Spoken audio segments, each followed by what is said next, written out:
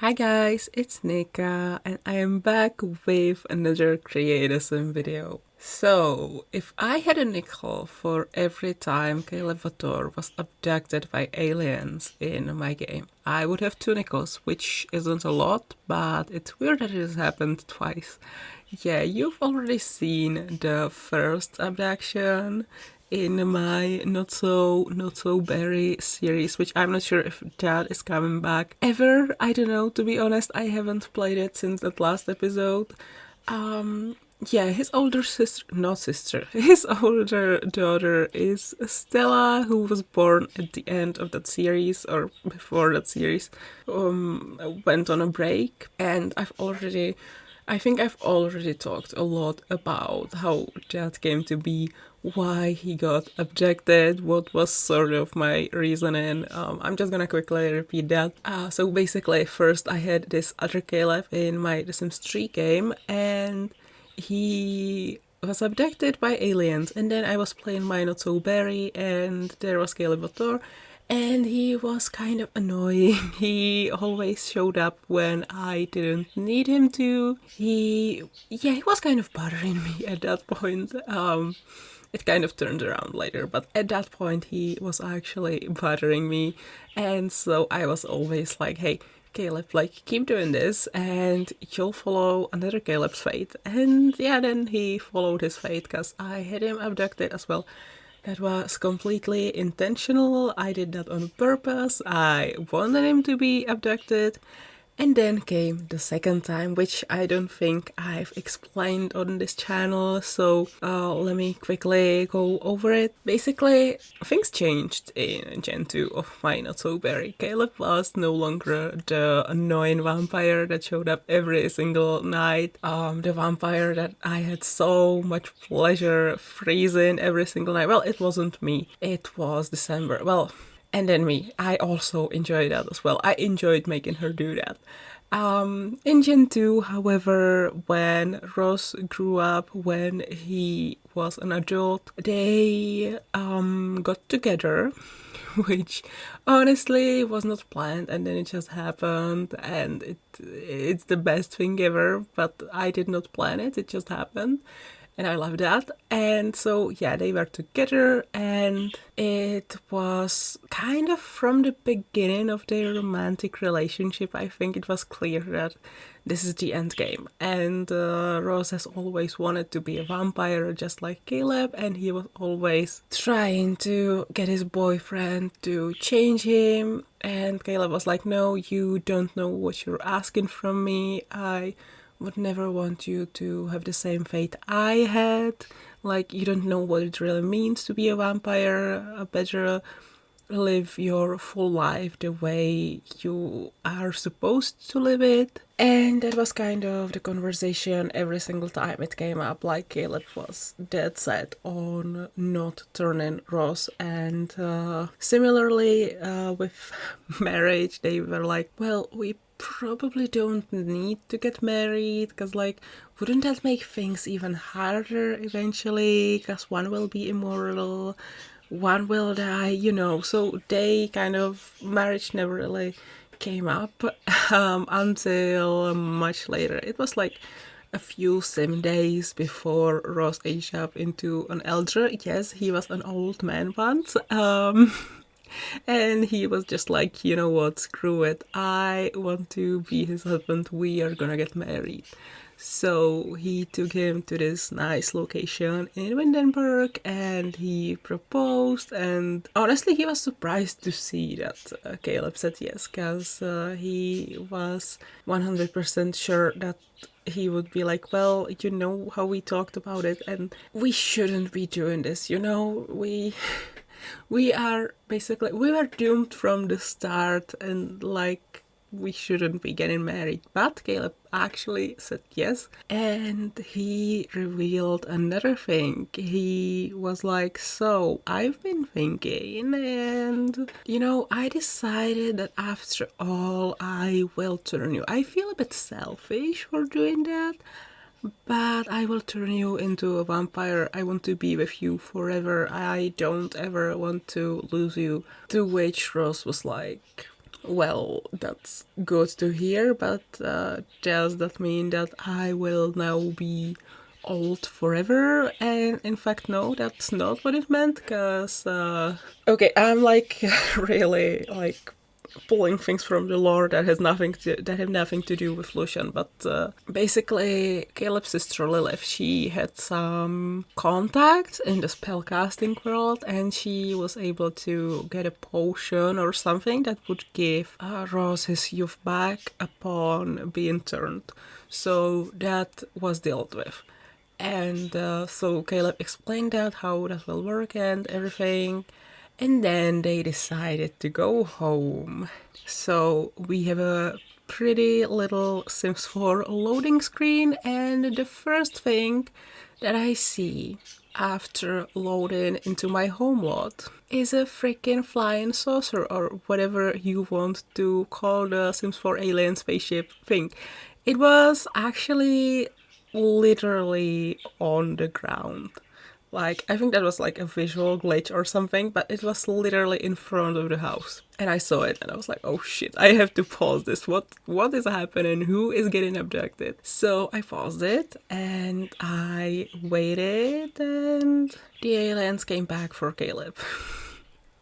And so I think I was laughing hysterically at that, because I just couldn't believe that this was happening again. And I was like, oh my god, what if he ends up being pregnant for the second time? Like, that would be such a twist that I didn't see coming. A twist that I never even considered. Like, I thought he would be pregnant with an alien just once and then it's over. And he was actually pregnant for the second time.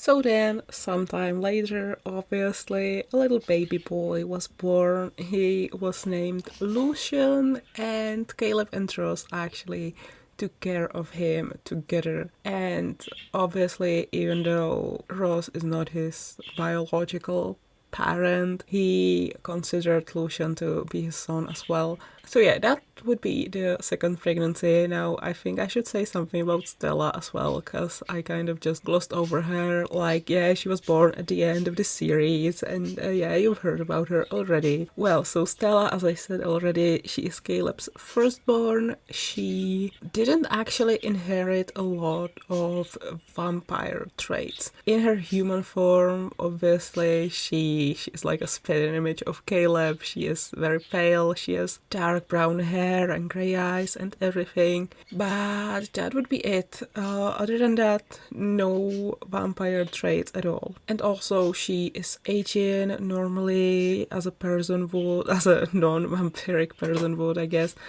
Sorry if you heard anything, that was my chair again.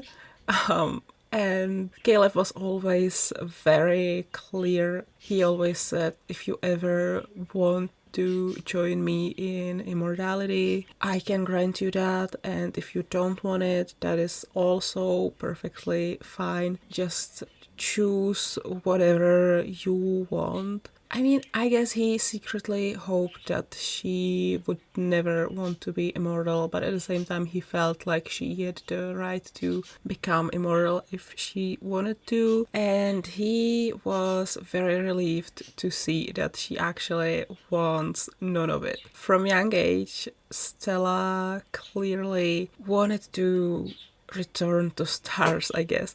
And that was my chair again. I need to be more careful about how I move in my chair. In fact, I should sit still when I'm recording, but that's clearly not possible.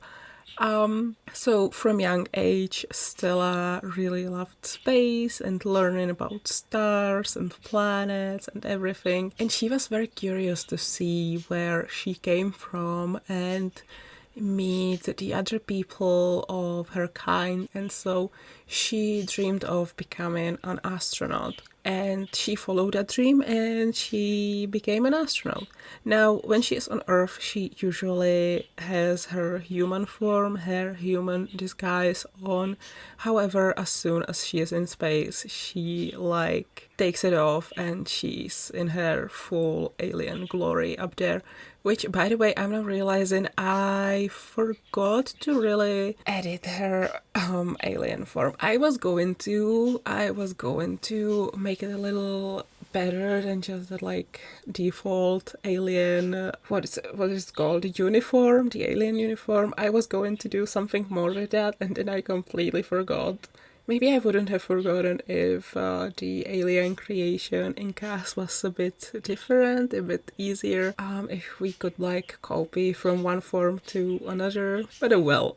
So yeah, when she's in outer space, she's totally fully alien, and when she's down on Earth, she's a human, basically. Yeah, that's what I wanted to say.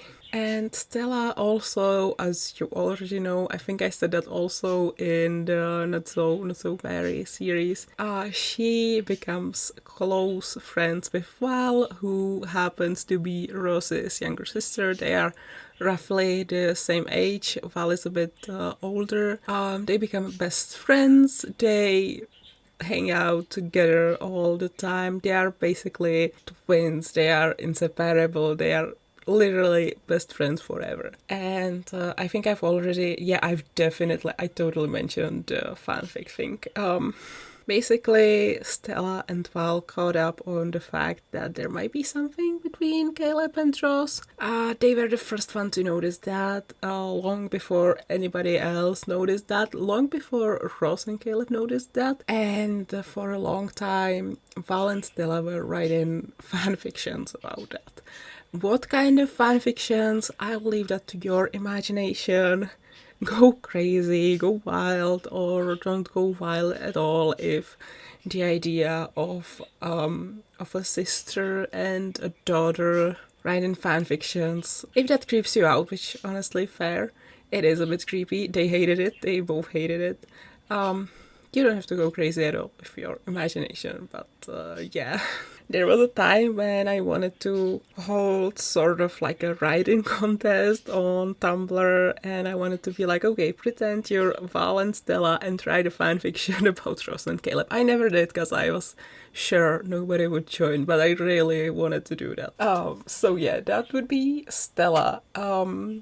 As I said, she's an astronaut. She spends a lot of time in outer space, and that is actually where she also met her future wife. Her name is Elara, and I will talk about her more later because she and Lucian's future girlfriend, well, not really future girl, well...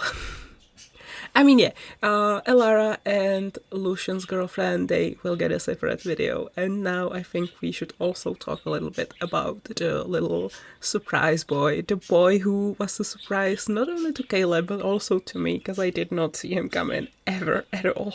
So Lucian, just like Stella, got 0 vampire traits. He was completely mortal. He had some alien powers.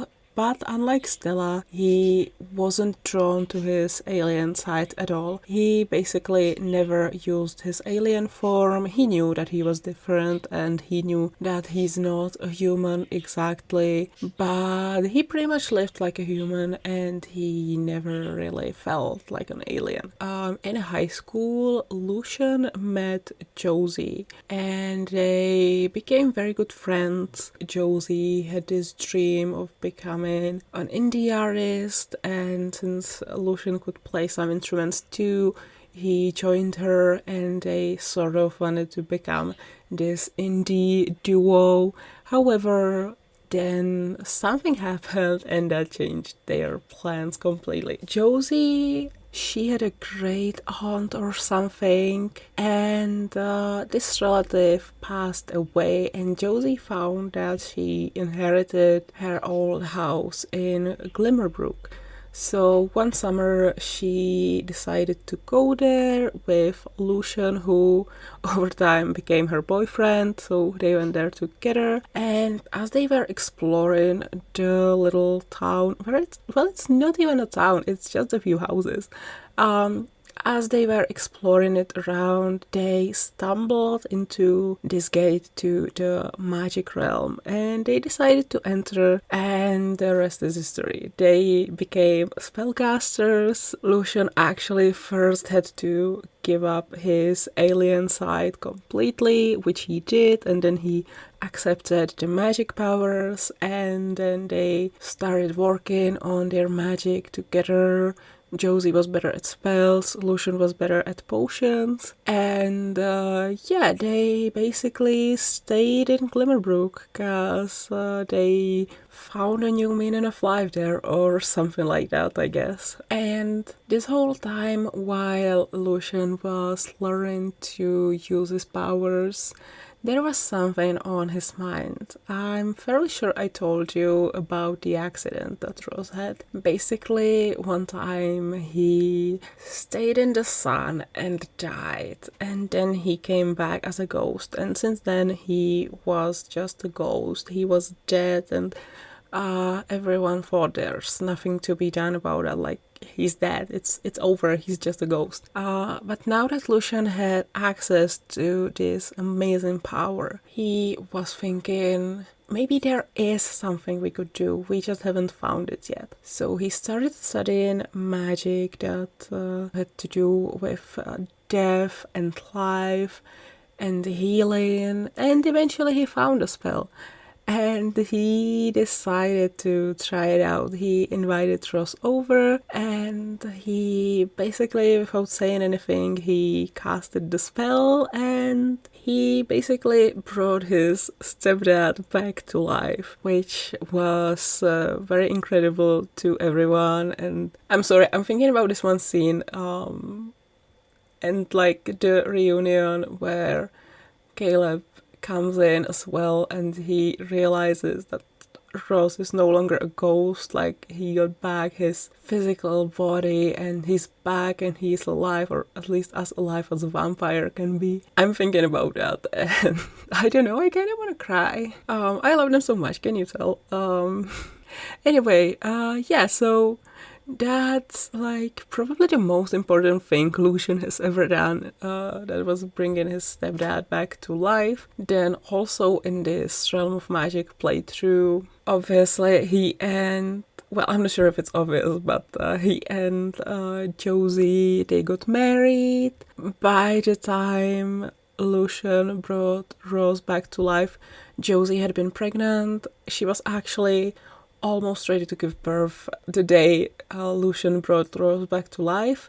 And actually, I always kind of made it this thing that the fact that Lucian was dealing with such dangerous magic, the magic of life and death, it sort of took a toll on him, and that is, after he casted the spell on his stepfather, he was never able to have children again. So he and Josie had just one daughter and no more children. And I've always said that it's like a result of him using this spell. Like, that was the price he had to pay for wanting to bring someone back to life. I hope I made it make sense. I really don't know. Also, it's quite hot in my room and I kind of want to open my window, and I keep like running out of breath and everything. So you know what, I'm just gonna end this voiceover here. In fact, I think we are coming very close to the end of this video. So I hope you enjoyed it. I hope you enjoyed this little glimpse into Stella and Lucian's stories. Yeah, I'm really running out of breath, I think you can tell. I hope you enjoyed it, seriously. And I will see you all next time. I love you guys. Bye everyone.